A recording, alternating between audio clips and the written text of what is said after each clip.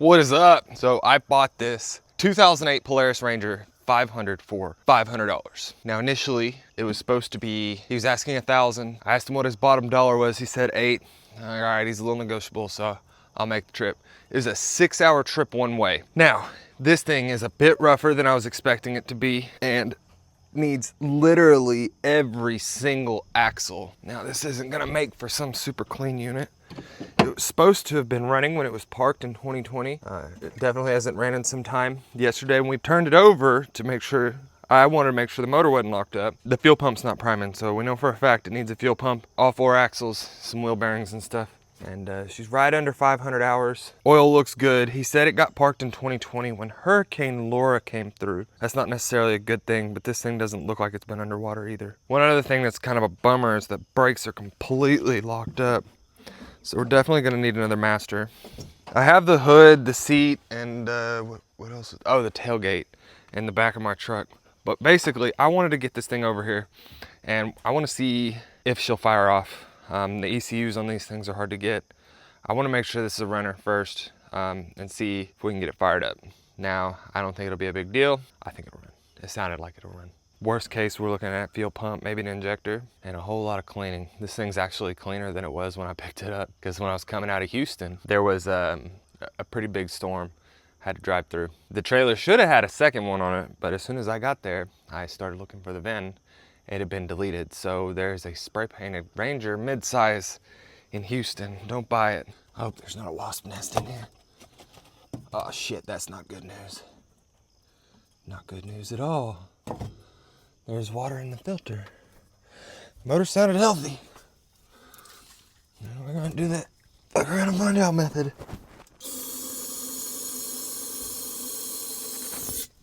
Now without the brakes being functional, you are not going to be able to get this thing to start with the key.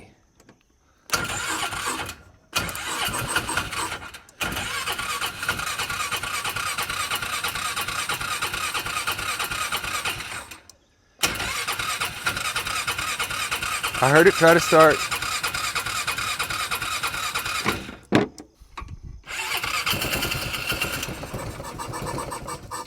Sounds healthy to me. I didn't see any smoke. So this one is a bit rougher than I wanted. That's why I ended up getting it cheaper, because now that I have to replace like all 4 axles, I mean, that's a lot of work. But I'm not taking this into the shop quite yet. I want to get parts ordered and so I can get it in and get started and get it taken care of. So as far as everything else goes though, parts for this Sportsman should be in today and parts for this Sportsman should be in today. And theoretically, this one will be done. This one over here, we're waiting on the starter just to see. Now one thing that's been kind of on my mind is all of that oil at the bottom. I'm hoping that that is from when I put all that Marvel Mist oil in it and it got stuck in the pipe. I guess I could smell it. I can't tell. And hopefully I didn't like send something through the crankcase. We were trying to bust this thing off the other day to see if it'd run. The 850 is still on hold. I'm waiting on a coil wire for it. And my daughter's Predator 50, which is getting the top end rebuilt. So I'll be back in just a second. Gotta go get parts. All right, it looks like today's my lucky day. Normally UPS gets here like, I don't know, 3 o'clock in the afternoon if I'm lucky. But a lot of times Mondays, which today's a Monday, they'll get here at like 5, 6 o'clock. One time it was like 9 o'clock at night. I sat around here waiting all day for parts. And lo and behold, looky there, looky, we got a starter. So now we're getting this stuff put on. I already got all this pulled over here. We just gotta do these, undo these 2 bolts, or knock it off, and then I'll take that bolt off while it's dangling down here. It shouldn't be too big of a deal, and we can find out if this turd will run or not.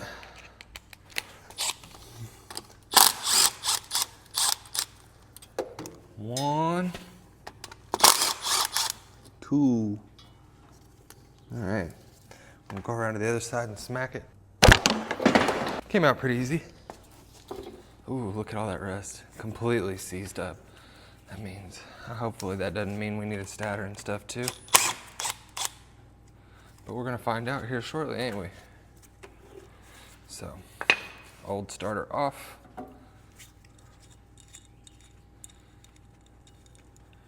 New starter on, and I do not ever recommend anyone using an impact like I do because it's a real easy way to strip bolts.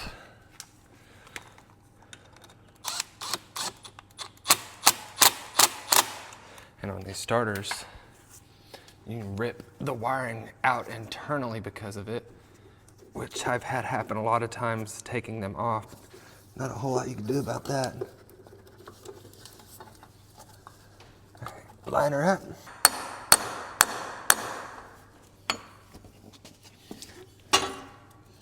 See, good to go. Now I just take these, put them back in.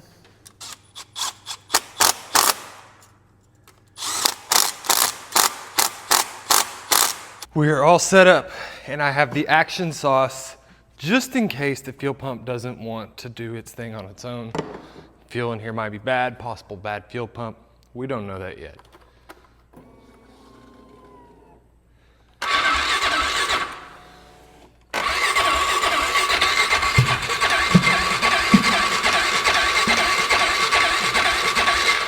Let's turn over on our own now.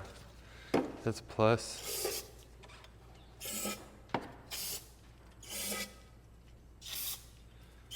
Doesn't exactly sound good.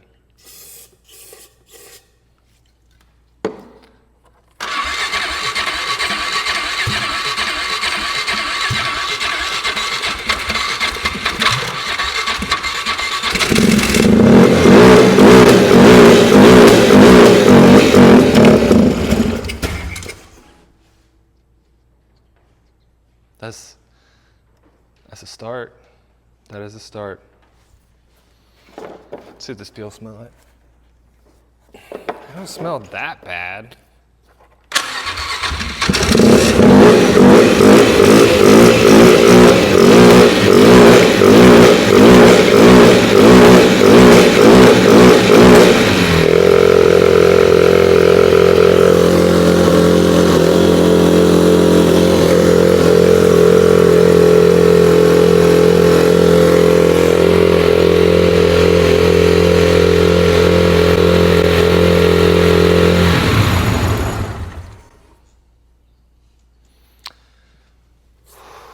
Okay, so she's gonna need some love. That is definitely where that shit was leaking out of. Oh man, that will definitely give you cancer in California. Okay, so with where I'm at, I need to charge this battery and I need to clean this air box out. Probably gonna pull the air box because how janky it is.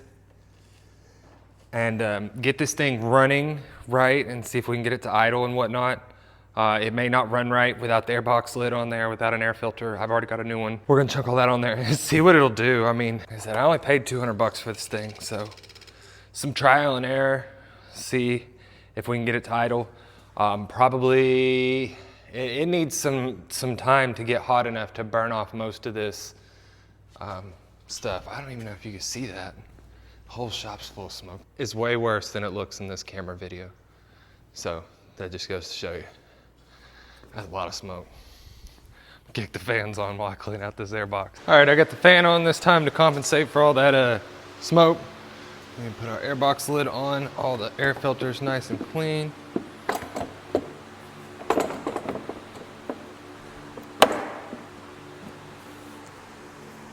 I thought I lost one clip. I lost all the clips. Well, they're all underneath the four-wheeler somewhere, but this is good enough. The battery on this is definitely shot. See if she'll run under her own power now.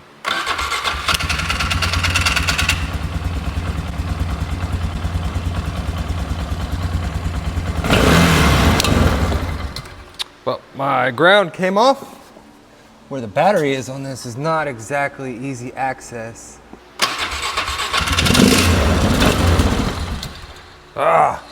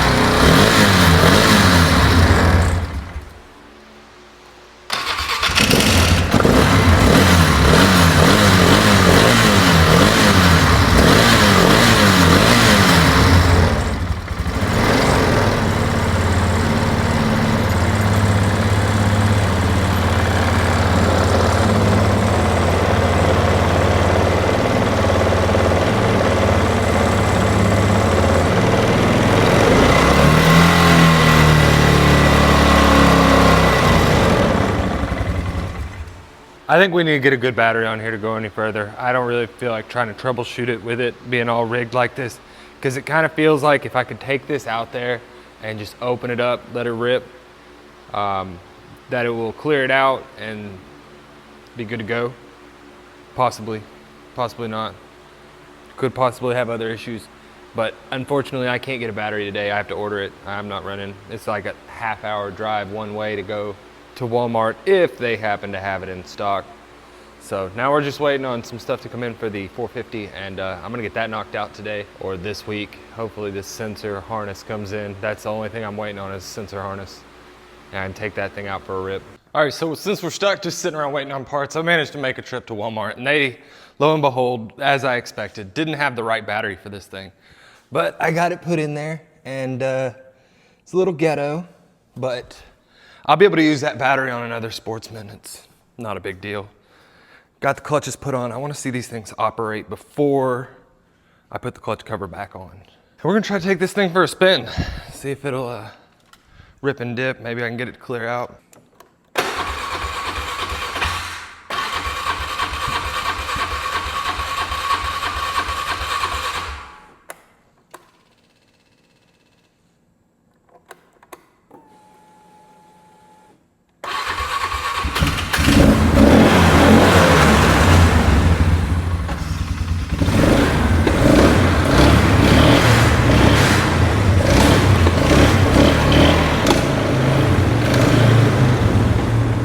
So it drives like an absolute dump truck. I'm gonna try to get, I'm gonna get that clutch cover put on, really try to go whip this. It's wanting to idle better now, that's for sure. It definitely needs some axles and some bushings and some general TLC.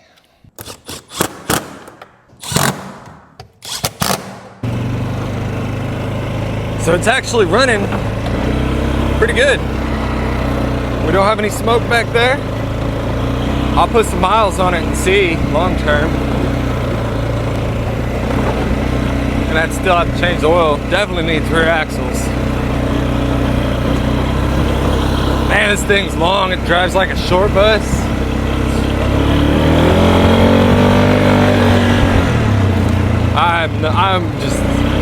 I'm really surprised this thing runs this well. Wow. Oh shit, now it's smoking. But that could still be marble mist oil needing to be burned out.